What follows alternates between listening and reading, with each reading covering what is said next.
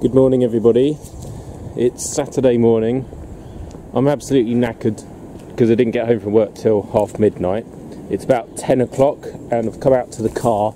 I wasn't going to do any welding or grinding today because it looked really wet and it's really windy again, so welding outside in that kind of wind isn't easy.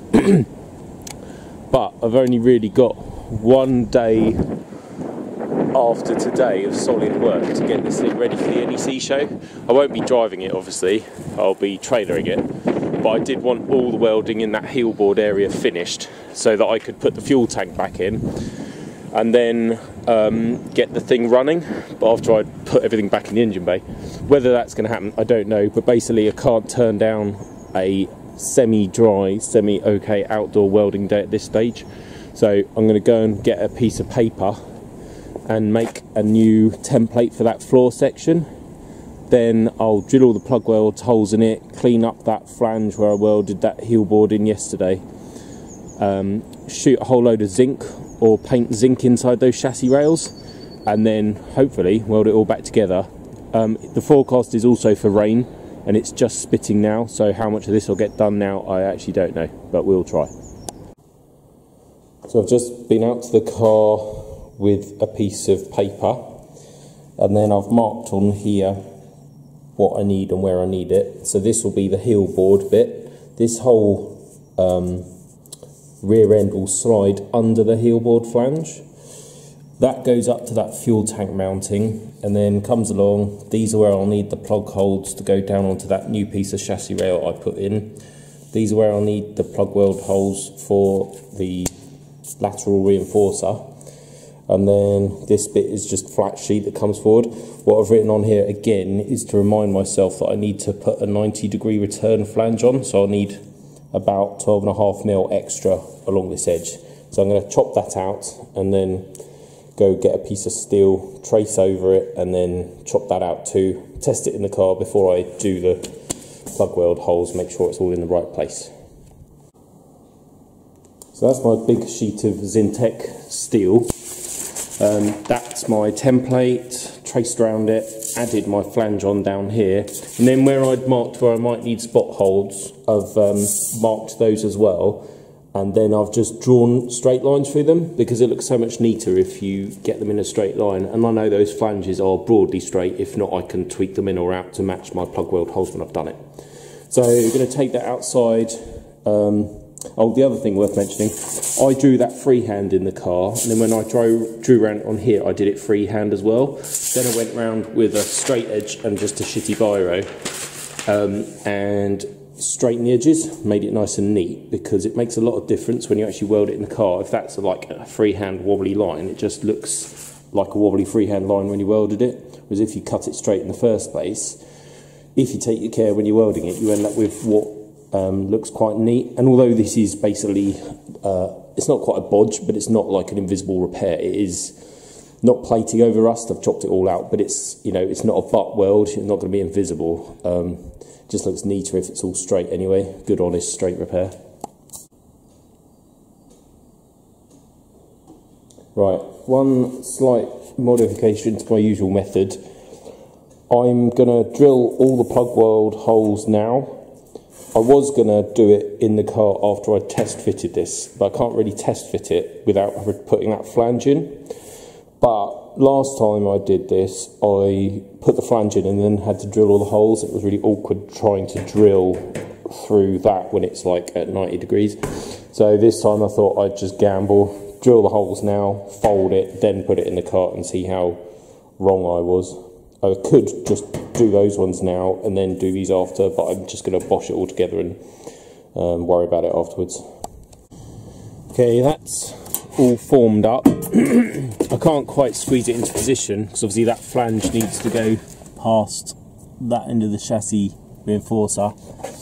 The rear end needs to go under that flange, and then this front end here, that flange clashes here because I basically need to notch the end off there. I've also got to trim that straight because it was, although that bit of metal's good, I didn't want to have like a weird dog leg in this patch, it would just make it even more convoluted and complicated, so I'll lock that off straight. I'll sand all these edges down, remove that plug if I can, and then temporarily I'm going to bash that up so I've got clearance in there, and I'll bash this inner sill away so I can get the flange in there. Then I can have a proper test fit. Before I do that, I'm going to come in with the drill and hopefully drill the plug weld holes in that flange. I might have to do it from underneath because the chuck on the drill will probably be clashing with here and I'll end up with wonky holes. Okay, it's starting to rain again. What have I been up to? Right, I got under the car and I've drilled the plug weld holes on the heel board up from the underside.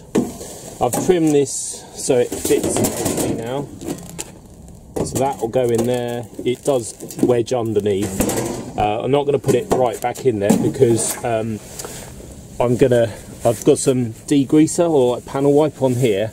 I've just cleaned out the inside of these chassis rails, and I'm going to get some zinc paint, not the weld through stuff but the actual real gloopy anti-corrosion zinc paint, and tosh it in there, because although I'll be able to dinitrile them and like cavity wax it, I won't actually be able to put any paint on the bare steel, so I'm going to zinc that now with some well, I'll show you. It's stuff I bought from the paint shop, the same paint shop that I got my blue paint from. That's my panel wipe. There's my weld through primer, which I'll also put on it. This stuff, Bonder Rust Primer, stops rusting fast drying, so ideal for what I'm doing. So I'm going to go find an old brush and tosh a bit in those chassis rails. Okay, I got a bit of surprise when I opened this. I was expecting that kind of normal grey stuff, but it's reassuring red oxide colour. It's not going to be the same sort of stuff as you used to get back in the day, which was bad for your health, I think. But yeah, I've never used it before, no idea what the protection is like, but it was sold to me as being good for this sort of stuff, so that's what I'm going to use. Don't worry, I will clean the screwdriver afterwards. It's not actual proper tool abuse.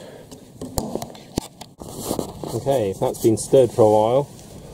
Let's see how it paints. You might be wondering why I'm not using the Jotun 87, the black epoxy that I've been using pretty much everywhere else.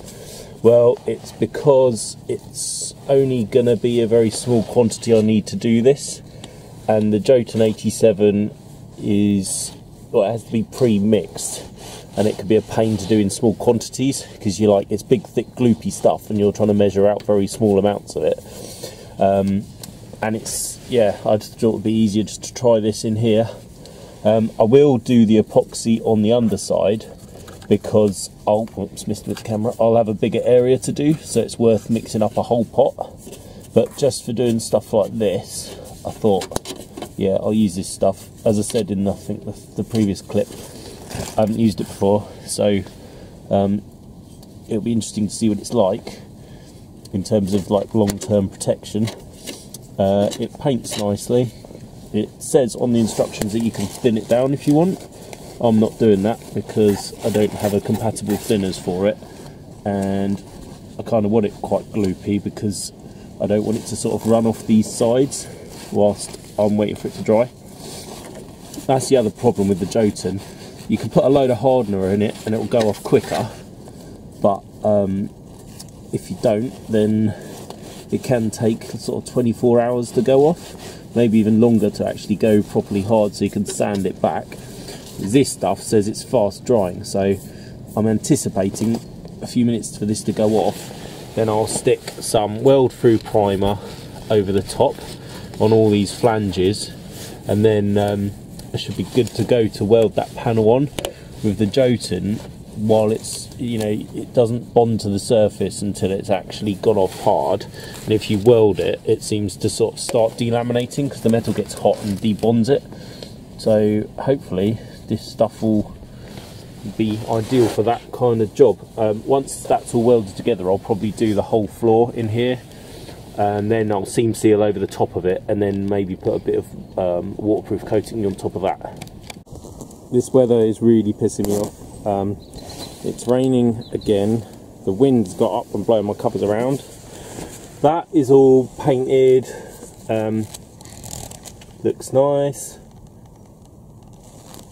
It's funny, as soon as you paint it all one colour, it suddenly looks a lot more complete. I've also painted the underside of there where I sanded through just to deburr it, just to keep that protected.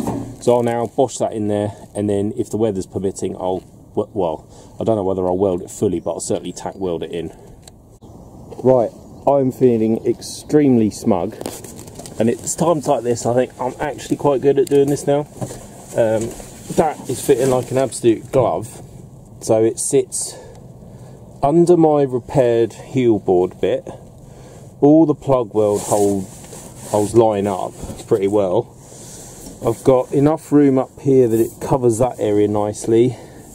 It's tight to the seam that side. Then when you get under the car, I don't know whether this will come up.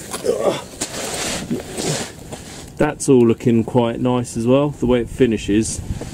And then what I've tried to do, and it's difficult to see here, but is to keep that line along the seam to the inner sill and what will eventually be the outer sill nice and straight as well. So I'm happy that's all in the right place. So now I'm going to go and get the welder, tack it in a few places. It's not actually raining now, it's just still a bit windy, but inside the car it should be okay. Probably about halfway through now. Done most of that bit. As I've been going, I've been tapping it with a hammer to get the belly back into it, because these floors should curve. That shouldn't be there, that's where forklift truck damage has happened again. It's worth remembering that there's flammable underseal on the underside of the car. So I was merrily welding away, and I was wondering why my knees were getting hot. It's basically because the whole of the underside of the car was on fire, which was exciting. So I just actually got under there and patted it out, but could have been worse. So what I'm going to do is just take it steady and do little sections at a time, hopefully preventing the heat build up. Okay, it's starting to rain a bit heavier, which is annoying. I have cleaned up some of that. Looks good. I haven't actually used a mini grinder or anything. That's just a wire brush on the end of a drill to see for well, just what the welds are like really. I've got a few more to do along that back edge, but the floor is dropping away, and although I tap the flange down, it just hits the floor downwards as well, so I still end up with a gap. So I'm going to go and get a trolley jack and then shove it in under here, just to lift that like flange, where is it, up, so that that gap is gone, so when I do my plug welds I'll get a nice tight join. So that's the next bit. Right, trolley jack is in. That's just holding with a block of wood that rear seam up, which means when I get my soggy wet hammer I can tap down here. You can already hear that, yeah, you can really hear that that's pushed up nice. So I can do my final welds in and around that area and along here too, and know that those plug welds are actually penetrating into the metal underneath and not just filling up the hole in the top skin, which is what some people do. And it's what I used to do as well, because I didn't fully understand that if you've got a big thick piece of, like, I mean it doesn't matter there because that's only 1 mil or 0.8 mil skin, but these ones it's really critical that you get that top sheet touching a bit underneath that 2 mil or 1.5 mil flange. Whack the welder up hot and get a lot of penetration in. Otherwise you just fill in the hole, sand it flat, and it looks nice, but it actually hasn't done anything in terms of holding the two pieces of metal together. Genuinely looks like a bomb site around here now. I've killed my old grinder, which is a shame. The welding is all done in here. Looks a mess now because I've just sanded it all back again, but that's all done, all nice and tight, really happy with that. Then I went under the car to check on things and realised that there's a couple of seams that were not quite closed up under here, so I've just in a couple of places put a few stitches just to hold it together basically, because the car will flex, and if I left that open, even if I seam seal it and epoxy it, water might get in. So I've just done that in a few places up around the front there as well. That corner, done that, tapped all the seams closed. Then I've gone over it with a wire wheel, ready to put some epoxy on it. I've also stitched the inner sill section that I did the other day up in there, so that's all good, all solid. This bit I haven't done yet, and neither have I done that bit, and I would have liked to have done it now, but I think I'm just running out of time. The whole point of doing this was basically because the front end of the fuel tank hangs off that bolt, and there'll be another one that I'm going to put through here in a minute, and I wanted, well, once the tank's in, you can't get to any of this area, so by painting it all, doing it all today, I can get the fuel tank in, and then this bit I know is solid. That bit I can repair from the other side, hopefully without affecting the paint too much, and even if I do affect the paint, I should be able to just stuff a brush up between the tank and there to paint it. The one thing I'm wondering about doing now is that bit of the seat base. I don't think I'm going to bother, because I can make a neat repair from the top side, and if I really want to paint it, I can just blast some seam sealer and other stuff up there when that trailing arm mounts out the way. So I'm going to go inside, make a cup of tea or something, because I'm really knackered now. I don't know what time it is, but I've been working quite quickly, but when you do that, you just sort of make a mess of like your working environment and knacker yourself out, so it's quite physical really, getting up and down all the time under these cars. So yeah, I'm going to go take it easy for a bit, have a cup of tea, work out what to do after I've done the epoxying. Got my paint mixed up. I've also drilled the hole for the other fuel tank mounting, so I've just drilled the pilot hole at the moment because I don't have a big enough drill bit. There it is. So now I'm going to paint my Jotun 87 in there and on the underside and leave that to cook off. That was a messy job. Turns out I hate painting upside down more than I do welding upside down. All of that is now painted, and I've dribbled loads of paint into that seam as well, so that's nicely protected. That paint dries matte, so it won't look horrible. It did look really nice and shiny, and then I made the mistake of cleaning up the front here, and all of the dust from sweeping that area landed on my paint this side and kind of made it look crap. Doesn't really matter, I'll be painting over it anyway. That was the patch I put in ages ago. I never actually put a waterproof coating on top of it, I just primed it. I still haven't finished that bit because I need to have another think about what's going on under there. But yeah, so inside we have floors, which is nice. And then underside,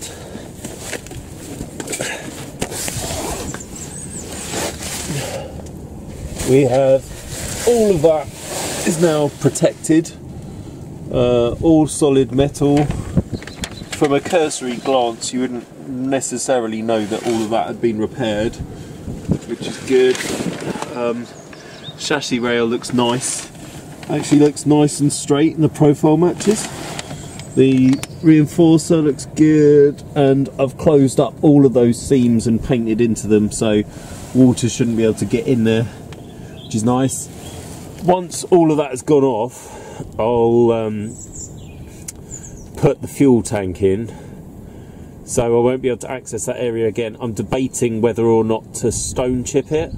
The reason I haven't done it is because the only stone chip I've got left is the Raptor, which is a 2-part one, so you have to mix the hardener with the other thing, and the way you're meant to do it is you're meant to pour the hardener in the actual bottle and then shoot it out the bottle, but of course then you're mixing up a whole bottle's worth, so it's not really worth doing just for that area. So I might, if I can over the weekend, try and buy another can of Gravitex, which is, you know, you can use the bottle as and when you need it, and if that's the case and I can get hold of some, then I'll shoot that before I put the fuel tank in, If not, then this will just have to remain like that. Might come back and do some seam sealing and another coat of Jotun, but other than that, the tank will be going in. But anyway, I'm going to call it a day now, because it's probably about 2 o'clock on Saturday. So I've done quite a lot for one day, or 4 hours. But yeah, I'm knackered, so I'm going home.